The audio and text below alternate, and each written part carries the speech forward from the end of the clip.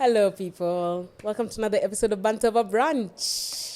We're in the same attire. We're in the seat is empty, though. If you're here for from the first episode, you know. Welcome. But anyway, welcome. Hi, my name is Kanji. I'm Alexia Musau. Welcome to another episode. As you can see, like we said, we do have an empty seat. If you're back, welcome back. If you're new, this is Banter Brunch, and we have an amazing episode lined up for you guys. We have an amazing guest, David Nandwa. You would know him from the previous episode. If you don't, maybe start there. Actually, they need to go back. You actually need to start there. Yeah. Actually, for context. No. Since you're already here, you can watch this. Then you can go back to the previous episode. Yeah, but this is an amazing conversation, especially if you've been curious to know about cryptocurrency, what's going on, what are these NFT things that people are talking about. We take a very good deep dive into it with someone who has experience in the world, who's tried, failed, succeeded, has built a product based on it, and very excited conversation. Me, I was like in class, guys. Like I've learned a lot, and because I know it's the new. It's not a trend, it's the buzz. Everyone is speaking about it, and it's good to also be in the know, so I can make informed So this episode decisions. can either probably convince you to get into it, or make you stop being oblivious about blockchain technology. Yeah, and but also again, he also mentioned this is not financial advice. So this is just his opinion, our opinion, just educating the masses. Just educating. But I do highly suggest you get a notebook and enjoy the episode. Thank you so much for tuning in, and make sure you like, share, subscribe to our channel. Please, it helps us grow. It helps this Banter Brunch family become bigger, get to a bigger audience as well. If you're listening from the podcast listening platforms, we love you. Thank you for tuning in. Make sure you subscribe from where you're listening from, or follow if you're listening from those channels. You know what? You get it. You get it. If you don't get it, don't forget about it. Yes. Also, be sure to check the description box. There's a lot of lovely information there. Okay. See you guys. Enjoy. Bye. Ooh, special shout out to Aura Homes. As you can see, the background is lovely. Special shout out to Aura Homes for allowing us to use this space to create content and for us to, be able to be here and join you guys this lovely day. Also, special shout out to Radio 254. We have a show with them every Sunday from 12 to 1 p.m. There are also our Wednesday podcast episodes that are not on YouTube. So head on over to our podcast. There's so much to guys to remember. And, Productions behind the camera. Yes, in charge of production. And yes. Shout out to you and shout out to us. Enjoy. Cheers. Enjoy.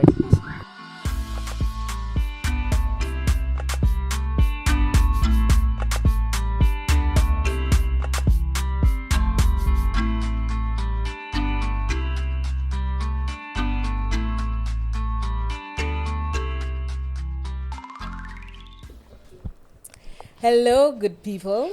Welcome to another episode of Banter Brunch. Yes, we're wearing the same clothes from last week because this is a two-part episode. So we still have our lovely guest, David, here with us. Do you want to introduce yourself to the Banter Brunch family? Hi, Banter Brunch family. My name He's is a David. Brunchy. I'm a Brunchy. He listens to the podcast. I don't even know what a Brunch is. What am I signing up for here? Just being part of the family. Hey, I am. I'm a Brunchy. Brunchies for life. That's on that. Period per. Anyway, David Nandwa. I am the chief intern at Honeycoin. Intern number 1. Original. Anyway, I'm the CEO and CTO at Honeycoin. Meaning I write code and I also run the company. And I love what I do so very much. Mm-hmm. And that's basically. And if you want more context on what Honeycoin is, you should listen to the other episode. We're gonna send an information button right here, right now. Wherever it is on it's up. It's up somewhere. So right now we're putting in the information button. Love it. And so I think for this episode we're just gonna go deep dive into cryptocurrency and all the shenanigans about crypto. I love it. But before we get into that, can you tell people why we brought you here for crypto? Is there something that you do that's special in the crypto world? That we chose you out of everyone. I think you just chose me for my looks, but it's okay. Wow. I look like I'm a fit for the pod. But no, I don't think that was it. So anyway, I'm both a crypto founder, so I've worked with like a number of blockchain protocols that include Stellar, Celo. That's both contributing to them or like, going through these hackathons or like build sessions. So super involved in the crypto space, been investing since around 2017, 2018. Wow. And that's a long time because Ethereum, one of the top cryptocurrencies, is only about like 1 year old. 2016, it was founded in 2016, so about 4 plus 2, 6 years old. Yeah. Yeah. That's how you do your math. I was doing the math. I just didn't want to get it wrong. Yeah. Okay. Anyway, so and outside of that, I also run a company that is very much blockchain based. So it's a lot of things, but Honeycoin also has a crypto wallet, and also crypto infrastructure that we provide to businesses that include banks, financial institutions, corporates as well. So I would say like I'm very much into the crypto space, and I think that's how you guys choose me. Or option A is also fine. I think we chose you one. You're a Brunchy. Okay. So we look through our audience. Possibly Tell us your looks and 3 crypto. But again, before we start, because I know David, please let's not get too technical. No, some Simple. people here. Simple terms, eh? Can we put the phone on silent? We'll put the phone on here. Okay, we'll put the phone on silent. Do not disturb specifically. Yeah, but sorry. What I was saying is because I know you can get too technical with these terms. Understand that some of our audience is fresh into this. They just want to know like a 3-year-old. You Like a say as a 3-year-old. 3-year-old. Answer Okay. some of the questions very. I'll try my best. No promises, but I will do my very best today. Okay. So I think we can get right Yes. into it. To the most basic question ever, like what is crypto? What is honestly? crypto? So I What's mean, the like full name? Even? the full Like, name, what's- So like crypto is short for cryptocurrency, and Okay. I think the longer name helps to make things easier to understand. Like like you have crypto, which comes from cryptography, and then currency, which everyone knows, like shillings, dollars, etc. Yeah. But you put them together, and it's basically like, to simplify it very deeply, it's cryptographic currency, meaning and to break that down is basically like, you can think about it as digital money that is programmable. So it's not the money that everyone knows that you print in a central bank. Programmable meaning that it runs online. It's basically like not the same way that you have PayPal, where you send dollars to someone and they receive a dollar balance. Yeah. But it's actually like digital money that is completely online and internet based. But it's not actually internet based, it's network based. So the same way the internet runs is the same way that blockchains and cryptocurrencies run. So it's like money that you can send, receive, spend, but they're actually tokens. So digital tokens that can be liquidated for money that people know. for hard cash. Yeah, exactly. Okay. I'm also Niko class. after Honestly. Niko I'm in class. Okay. After this episode, I have to be understanding this. thing. You have to. Yeah, there's no way No, Dave no, can for be sure. here sitting talking and I don't understand. So okay, I think you've touched on what I wanted to ask next, Yeah. like the difference between now, like you guys know it's called fiat Yeah. money, Mhm. and like now crypto. Cryptocurrency. Yeah. Yeah. That's a really good question, and I think understanding that difference is what helps folks truly get why cryptocurrency and blockchains are exciting, game changing. And to put it in simple terms, the money that you know and love, the money that's fiat, and the money that's physical and is also digital sometimes, is printed by your government, and it's Sure. issued to you as almost a credit and debt line based on what a country's value is. So, most countries have their own currencies. Other countries don't have their own currencies. They use another country's because maybe the liquidity in that particular country is not as much to be able to sustain buying goods and services. But if we break it down even more, what's money really? It's just a store of value.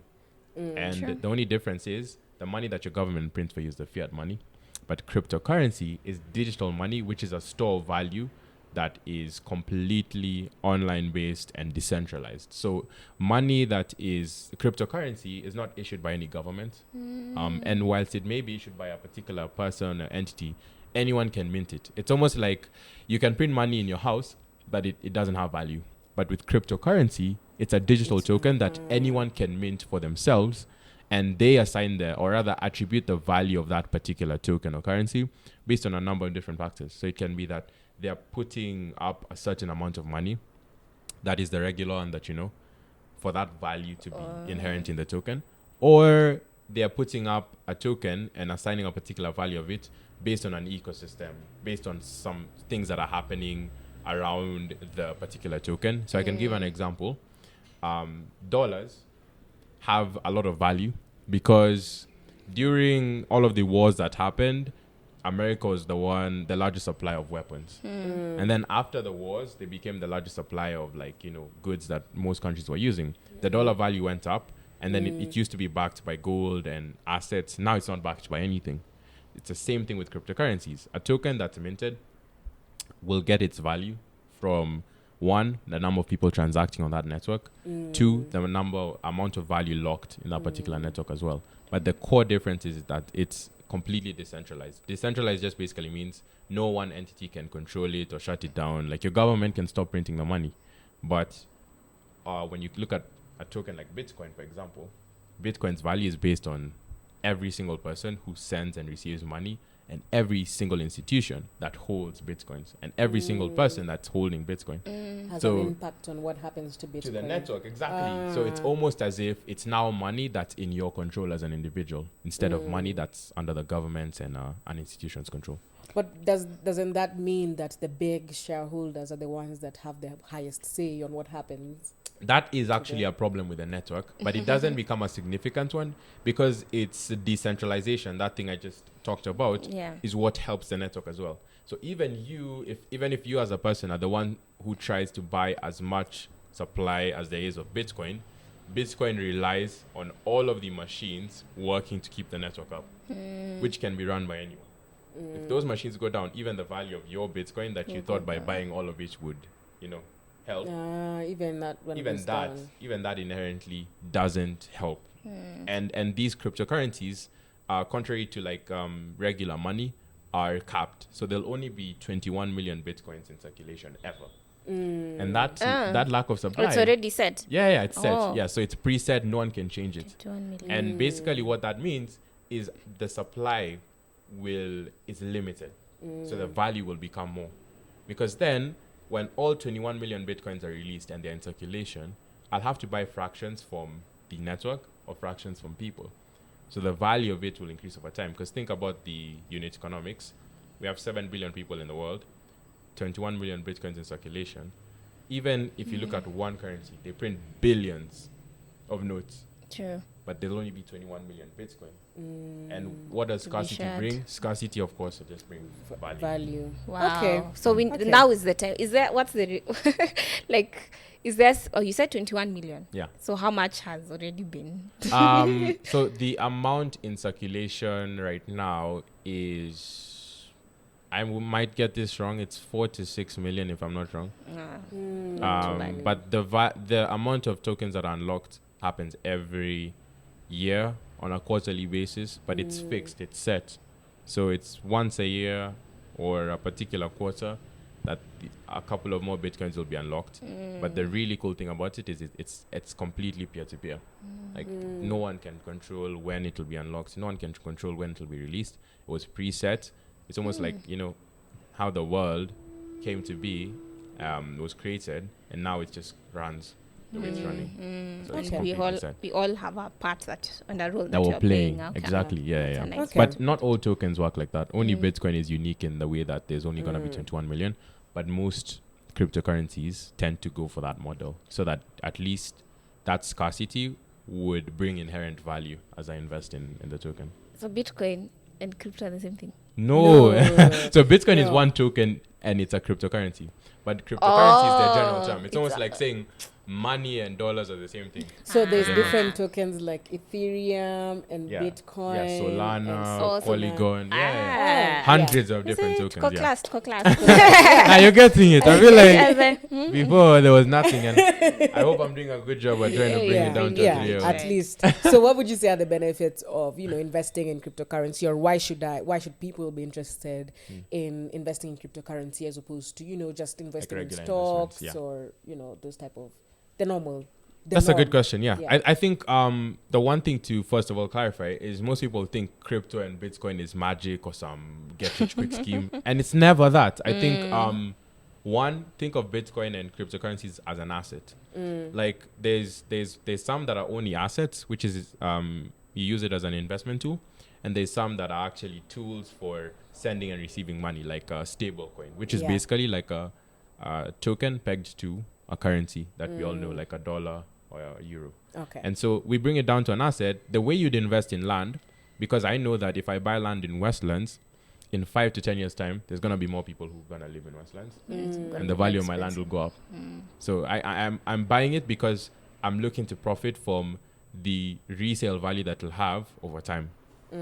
Just like you'd invest in stocks. I buy a stock because I know or believe. Actually, I don't know. You don't know. No one knows. You don't know. I just hope that company will be valuable in the future. Yeah. And cryptocurrencies are the same, but one of the most amazing things about cryptocurrency and blockchain technology Yeah. and investing in tokens is we are so early.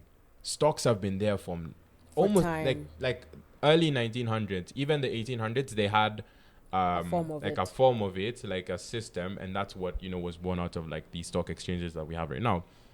But we are so early, and the time horizon to what will happen in the future is what most people are banking on. It's like the way our parents or our grandparents, they bought land that's now worth hundreds of millions, Yeah. and they bought it for Okay. like 20,000. And so investing in it is actually more on the side of the upside that you can get, the potential upside, but it's also in that legacy systems and blockchain technology is like night and day. It's like asking someone, why do you walk if you can use a car? Or why do you use a car if you can walk? It's the difference between how systems and things were working and cryptocurrency is bringing like a new frontier, not only of money, but also of like networks and communities online and in the digital space that you plugging into and investing in is you benefiting from like the long-term potential that you'd possibly earn from But that. is it? I know a lot of people ask this because of its new nature. Would you say that it's sustainable? Is it something that you feel in 40 or 100 years time it's still gonna be blockchain technology is sustainable to rely on for me to decide today I'm going to invest in crypto? Because I know 100 years from now, whatever years from now, even if I die today and my kids, My children's children. get it, or is it just that's a a good phase? question. Because a lot of people think it's a phase. A lot of people do think it's a phase, but I think it's the same way a lot of people thought the internet was a phase. A lot of people thought So many things. electronics were a phase and they'll just die out. Social media. Facebook. But if we go based on history, and actually as humans we make a lot of decisions based on history. If we go based on history, we look at even e-commerce. People thought I will never want to buy something online. I always have to go physically. But now Amazon is one of the largest companies in the world because they bet on the fact that it's growing. And if we look at the things that people thought were a phase, and we look at the behavior, the mannerisms of people, we look at the sustenance, the amount of value locked in crypto right now, it's over $1 trillion. And big companies as well are investing in it. And so that is what's going to protect it. It's what protects you as an investor from the downside risk. I would say if you're investing in Bitcoin 9 years ago, there's a risk. Only a couple of 1,000 people knew about it. Only a couple of 1,000 people were investing. Now we're talking about millions of people. We're talking about corporates that have billions of dollars in value locked now in Bitcoin. And so now you as an individual are protected, because now it's almost like the same rationale of saying, what if the world is not there tomorrow? So why should I wake up today? Because all of us are working to sustain this world, it's going to be there tomorrow. It's going to be more valuable. It's going to be more enriched because we're there and we're adding value to it as well. Yeah. Okay. I like that. Yeah. And in the same line, tell us about this craze that people are now into, NFTs. It's like the thing to be talking about. Trend, It's the yeah. trend. Are you in And NFTs? Yeah. it sounds also, What's crypto sounds but NFT. And then, this. What? Rolls off your tongue. What's this whole thing? And again, same questions. Is it sustainable? Is it a new thing? Or is it, what are NFTs? It's the hype. And What's should the I hype? get into NFTs? Is it for everyone? Is it for everyone? Those questions. Those are many questions, but I'll try to remember. All of them. Remind you. So first things first, what are NFTs? Long word and the boring definition is non-fungible tokens. And fungible basically means able to be sold or traded. And the non-fungible meaning that it cannot be broken up into pieces or resold. The same NFT cannot be resold as the same thing. What that means is, now to bring it to a way that now even the Brunchies you said will not be able to understand, will understand, is you can think about it as a digital signature for a particular thing. And when I meant it's not able, it can't be manipulated or broken down, it's the same way title deeds work. So an NFT can be thought about as a title deed when it comes to ownership. Like me having a particular title deed to a piece of land means that I'm the sole owner of that land, but it's not really talking about the ownership. It's that the title deed reflects that ownership. And so NFTs, as they are, is almost like a digital signature that provides a proof of ownership and a protection from fraud and what's this word that people use? Like plagiarism, and stealing basically someone's copyright or entity that they have. Most of the NFTs that folks know right now is the PNG and JPEG images that are selling for millions of dollars. Like, you know, the Bored Ape Yacht Club, the Apes one, the CryptoPunks, and folks are now starting to think about NFTs as like almost, you know, baseball cards. Not that people collect them here, but where like does the money come in? The money comes in from the resale value. So that's why when you think about NFTs, like I said, they're just digital signatures. So like I am buying an NFT so that I say that I'm the owner of this work of art, or I say I'm the owner of this entity, or I say that it because it's transferable, if I transfer it to you, then you become the owner of that particular thing. Yeah. But NFTs are very similar to tokens actually. Like only that they are more on the representation side of things and less on the value side of things. And so the money in NFTs, when you're investing in NFTs, actually before, one thing that I'll talk about in a bit, but before fractional NFTs literally are just collectibles. So most people think, I buy an NFT today, oh, I bought it for $100, tomorrow it's $10,000. But on the collectible side of things, it's actually so much more intricate. Think about, let's say I buy that book from you, and I sell it to, I bought it to you from you for 100, Bob. I sell it to Alexia for 1,000 because I tell Alexia I went to Italy with a book, so now it's more valuable. Alexia buys that book for 1,000, goes on to sell it for 10,000, because she then says I bought it from David who went to Italy with the book, and now it costs 10,000. Yeah. So inherently, there's no money in that transaction apart from the value we've attached to it. So that's why I am always like so adamant in telling folks, like, be super cautious when you're buying a collectible NFT. And that's like an NFT that you buy that's, you know, tied to an art piece or photography, because most collectible NFTs are literally just a digital signature representing ownership in that thing. And the resale value or the purchase value of it is subjective. It's subjective. It's the same way I buy a vase for how much? I buy a vase for 20,000. Someone else will look at it and be like, nah, that's 10,000. Yeah. Or like So when what- you go to like, you know, Sorry. it's fine. Yeah, like you go to toy market, someone tells you something is 500, but you're like, Nikona This is- 250. Yeah. You know, like, yeah. Okay. yeah, so that's where that value, the value is very subjective and is not actually definite. Would on you say that side of things. it's more sustainable to just go ahead and do the tokens instead of NFTs? Yes, as a beginner, get into like investing in crypto on the token side first. And then like when you're like, you know, super in the space, you start to be able to make really good decisions around NFTs as well. NFTs are an aspect of crypto and blockchain technology, but they are not tokens. So don't buy it thinking, I buy it now, I can sell it later. No one will buy your NFT unless they find it valuable. Yeah. But that's where fractional NFTs come. Yeah, I was gonna ask you because you did a big fractional NFT thing, which was I think revolutionary. Yeah. In the whole NFT space. Can Yeah, you yeah. talk more about what those are and you know how you managed to kind of get into the space, and is it something that you intend to do in a long time? Yeah. In the long term, yeah. I think so. Yeah, like there's the fractional NFT drop we did with Dr. Pizzo, an artist here in Kenya, and why that was so exciting is one, we're the second platform to do it. It's the second protocol of its kind in the fractional NFT space, and what it's actually doing is we are bringing liquidity to NFTs, and what that means is before you're buying a collectible NFT, it has no value tied to it. But now you have an NFT that's tied to 20% of Octopizo's royalties on a number. That's why. Sorry, guys. Actually, we're just. Anyway. Yeah. So anyway, yeah. And that NFT that you bought actually has value.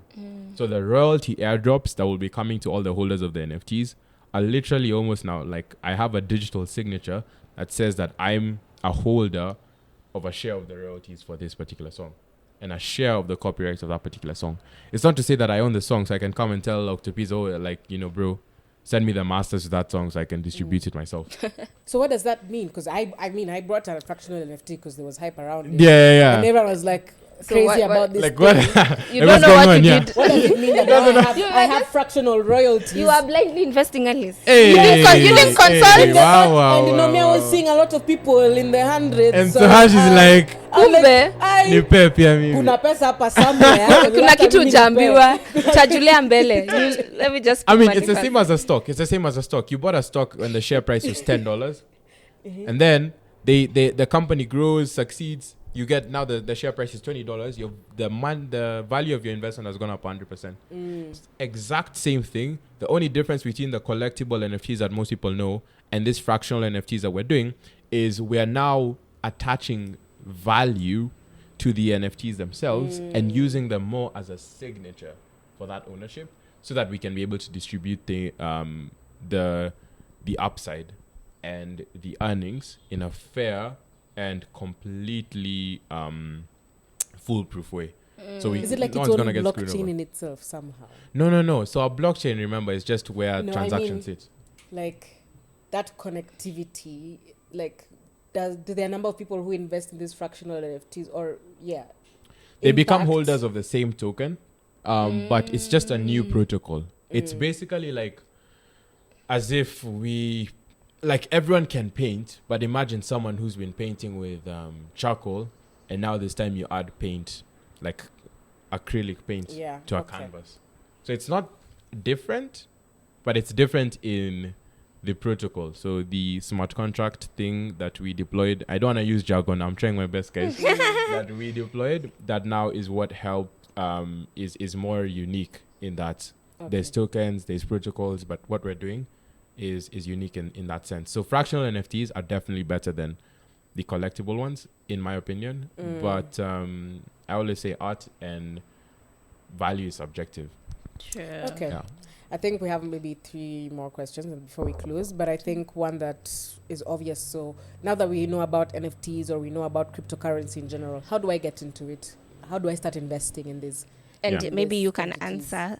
And how does Honeycoin? Because you do, How does your company come in? Yeah. So how to start? I think the first and foremost thing is ask. So have conversations with folks like me, someone in the space, but ask with such a cautious mindset and approach, in the sense that there's, as much as there's a lot of buzz around the crypto and NFT space, there's also a ton of scammers. There's a ton of people who are trying to defraud you of your money. There's so many bad players that you have to be so cautious in how you approach the space in order to be able to protect your funds, your investments. So ask trusted sources, do your own research. Like I would say, dig in, ask folks who would be able to refer you to, recommend resources.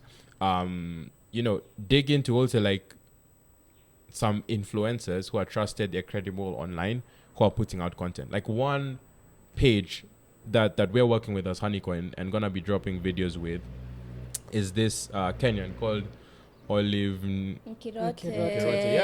And she puts out amazing videos. And watch out she's for so those videos consistent. for Honeycoin. They're coming soon. But she is so consistent, and I will say this live on camera and live on audio. She does a more amazing job at explaining crypto than me, in a way that brings it so close to home for the complete beginner. Like I feel like I could explain it to a beginner, intermediate, expert, but then I love the fact that she also makes it so fun and relational. So there's people like those who you go on their page and you dig in first before jumping into like all of the, I would say the complex things or like the hard stuff about crypto. So the So first me, I thing just is entered into my fractional NFT. you didn't even research before even knowing what an NFT is. Yeah. I just know I have one. No, but I mean, so yeah, like ask, Okay. research, and then dig in. Like I would say the first step is actually open an exchange account. An exchange is basically where you buy the tokens. And there's a couple of exchanges to dig into. There's Binance, Coinbase. A lot of people know it, but Coinbase is not supported in most African countries. So Binance is a really good start. And it's so easy to get started. You literally create an account there. You create an account on IG. The first thing that you'll see on the first page that you'll see is probably the markets page and the trading page. And now you're thinking, okay, Why isn't it? you know, yeah, exactly. And so, like, you log in, you sign up, at least one. Like, you can go out and be able to say, yeah, even me, Nick, on a Binance account, you know, me, I'm in crypto. But after that, you're going to be able to now, you know, go back to your research, like start to dig in and like learn about how to use the exchange, you know, look for those resources. And then you'll start to be able to even make those sound decisions. The biggest advice that I can say is start with an amount that makes sense for you. Like, don't think because I'm getting in, I need to put in 100,000, 200,000. And definitely don't go for those companies that are telling you, Apana, work a 500,000 minimum will make you 1.5 million next month. All these Ponzi schemes are not the way to go. I would say do it on your own and sign up on your own. Create the account on your own. If it's a site or an exchange that you don't trust, ask someone who probably does, you know. Like, I think the way we've grown as humans, as people over time is because of the communities that we've built, because of people around us. So online research would help, but I'd say having these conversations is what truly, you know, helps a lot of folks. Okay. And then like when you're in, when you're like, you have the account, you have the tokens that you're looking into.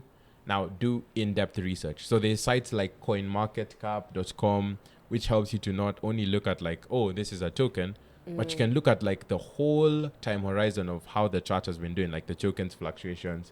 You can look at the number of exchanges it's listed on. You can look at the amount of addresses that hold that token.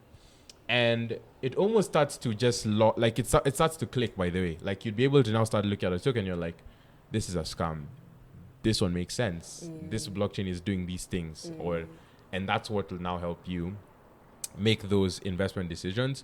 But just start with the $10 and lose the $10. Start with the 20 and lose the 20. Because I've lost so much money, but I've also made money. And that was because I was willing to learn, So don't be lazy. Yeah, don't be lazy. Just start. You like, decide you committing yourself 1,000%. Exactly. And look for that knowledge. Like, and also like don't get in for the 1,000% return. Get in for like, I'm investing in crypto, and the upside is a byproduct of it. But of course, everyone likes to make money. Like, just to plug ourselves, the app that we built out has been in beta. The live version is coming out next month. Beta means we're only like allowing folks on the wait list on board. But basically, we'd actually allow you to buy the tokens, send the tokens, receive them, and even withdraw them for like regular money. So like you can withdraw it into your M-Pesa or your bank account, which is pretty cool. Because like one of the most viral things about our NFT drop and why we got so many people to talk about it is because most people are buying the NFTs with their M-Pesa. Because most people didn't know about crypto. But what they didn't realize is we actually onboarded all of them into crypto. Because then you bought it with M-Pesa and you actually got a wallet address in return. You can access that wallet address. You'd be able to now even access the NFT, view it on your wallet. But basically our app actually allows folks right now, as it is, to buy, sell, send, and receive cryptocurrency tokens, and also hedge them. So you can actually lock in a particular amount for like 3 months or 6 months, and then we pay you a certain percentage. And that's all completely based on like the blockchain and cryptocurrencies. And that's an avenue that I didn't even talk about, but it's for another episode. So it's like a one-stop shop. It's a one-stop shop. Yeah, exactly. All under one roof. Now you see, you're even making it simpler. Yeah. Nice. Yeah, okay. I think we're about to wrap up, and I think I just have one more question, not unless Alexia has something to add. I'll do the quick fire. Okay. We did have a small quick fire thing. But one last question. One last thing is, and keep it short and sweet. Short and sweet, okay. What advice do you have for one, people who are still oblivious about cryptocurrency or NFTs or the blockchain technology, and two, people who want to actually get into it. I think you already touched on the people who want to get into it, but I think people who are still oblivious about it. I would say if you're oblivious, that's perfectly fine. I think skepticism is a good thing, but don't let it hold you back from actually looking into it. Like, and it goes back to a couple of things I've already mentioned, asking, researching, diving into it. Yeah. But I would say, like, don't let that complete obliviousness hold you back. Just go on YouTube, man. Like, I think like YouTube University can get you at least to the door, and then let the other stuff just fall into place. So that obliviousness, I don't think there's an excuse right now. I can't tell you go buy this course, go download this, go to this site, and then you'll be able to do it. Like, there's too much information out there for your lack of knowledge to be an excuse. I think it's just about you getting started. So just dig in. I will plug Alice and Alexia with resources that they'll drop on the bio, whatever. We got you guys. Relax. And some helpful links maybe just to get started. But yeah, that's the advice I'd give. I think I answered the other question. Yeah, I think you answered it, so that's fine. Okay. Yeah, awesome. Yeah, we just had a simple quick fire. Thank you so much for telling us about your journey and entrepreneurship to talking about cryptocurrency. I think you've helped. I've loved it. I think you've either inspired or made people a bit more interested into this. To dig into it. No, so I think the opportunity in crypto, like, I've seen people completely change their lives because of like just investing in crypto. Like, literally someone who, like, they were in uni and working like 2-3 jobs. Now, like, the guy has a family, he's living comfortably, and it's just because he took the step of investing. And not investing a significant amount. No, it was just a step of literally saying that I'm gonna do this, and whatever happens in the future, I did it because I was just curious and I wanted to get into the space. Like, definitely invest, but this is not financial advice. I just want to put out that disclaimer. This is all my opinion, See, things don't go well, then you say, Alexia, that David guy. And Alice brought David. Then I put my life savings in Bitcoin, but now it's down. You need to take everything with a pinch of salt. And as you said, sometimes there's losses, then you're making money. Exactly. So it's not make money quick. Nah, it's not exactly. Sawa. Ready for the quick fire. There's no pressure. Bring it The questions are so scattered. I'm looking for them, so no pressure. If you could live anywhere in the world, where would it be and why? Santorini or Mykonos, because based on the influencers who've truly made it look like heaven, I just want to see how it is. Oh, and Paris, definitely. But Paris, I feel like Paris is very aggressive. Really? I feel like the French culture. Okay, let me not say that. Okay. Like, it's hard to. The French are very outgoing with all the things they like. Yeah. It's like either this or my nothing. way or highway, like type of. No, I like Paris and I like France because there's such a huge African community. Okay, that's true. That is true. Yeah. So I won't feel too far from home, but I know I wouldn't like the food. Yeah. I hear that a lot, guys. Yeah. Okay. Describe yourself in 2 words. 2 words. Curious and clumsy. Yeah, those are 2. Double C's. Yeah. Nice. Yeah. Okay, what advice would you give your younger self? Don't care too much about what people think, dude. Everyone's living their life, and in the end, no one actually cares. I know it sounds dark, but it's actually very general. Nice. Okay. If you could be an animal. Animal. What animal would you be and why? If I could be any animal. Why not? Oh, okay. So can I say 2? Mm-hmm. Okay, dolphin, because dolphins actually use about 25% of their brain capacity. Humans use about 14 to 16%. So dolphins are actually the most intelligent beings. Nice. Not beings, but like creatures in the whole world, which is pretty cool. And the second one, no, I'm not going to say that one. I'm going to say the plan C. Why are you not saying the plan B? You have many animals lined up. Okay, I'll say the plan B then. I would want to be a koala. Mm-hmm. Just because, like, they look so... Yeah, they look so... Like, they're such mysterious animals. I don't even know how a koala sounds. They're always in trees. Yeah. They're always so chill. Yeah, they mind their own business. And I want that kind of soft life, Yeah. So okay. I guess that would be it, yeah. Sorry, last question. Mm-hmm. We've talked so much about crypto, Jobo, companies, coding. Apart from that, what do you do for fun? Or what do you enjoy doing? What are some of your hobbies? Oh, what do I do for fun? I know that's also fun to you. So apart from that. Yeah, apart from that, I love music. I've been playing music as well. Like I'm classically trained, which is a fun fact. And I hated it. So I used to do music in school and would go for the exams. And it was always some old British lady who would examine you. I agree. I did the guitar exams as well, 3 times. Yes, I did theory up to like grade 5. But I love playing piano. I play piano in church. I play guitar as well. And that was the first instrument that I started. Nice. And so music is fun to me. I used to have so many hobbies, but now they've all gone down. Like I used to think I'd become a professional skateboarder once. I know skateboarding sounds like such a niche, like no one would do it, but I was committed. And there's a lot of things nobody would be doing at your time, but clearly they should have been doing it. They should have been trying it, yeah. Like either way, I think the one thing that anyone can say about me, if we know each other for a while, it's that I'm never afraid to try something. Like if fishing becomes a passion, I'll even do it. I'll buy the equipment. And that's how people should be living. Just do what you want to do. Tomorrow is not promised. It's true. It's never that serious. Who says you have to have 2 hobbies and 1 career? Have 10 careers and 50 hobbies. And at the end of your life, you'll have a whole collage with the things that you did. And I feel like that would also, it makes you have no regrets. Like one of the biggest things for me is, just in the end, regret nothing and love how you lived.